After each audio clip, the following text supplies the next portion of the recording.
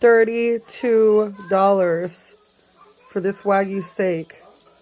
Let's see how it turns out. I forgot to record me seasoning it, but I basically just put Lori's garlic salt, coarse ground pepper, and we wait.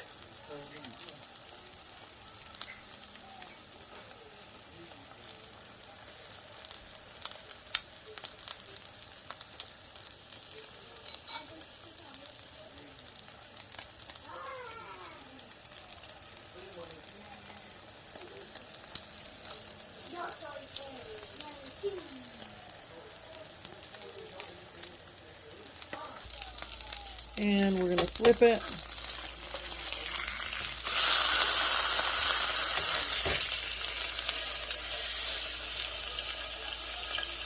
Looking good already.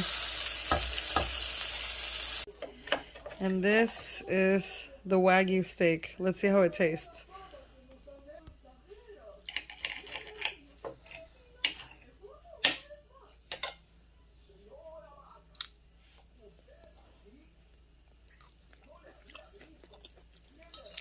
Mmm.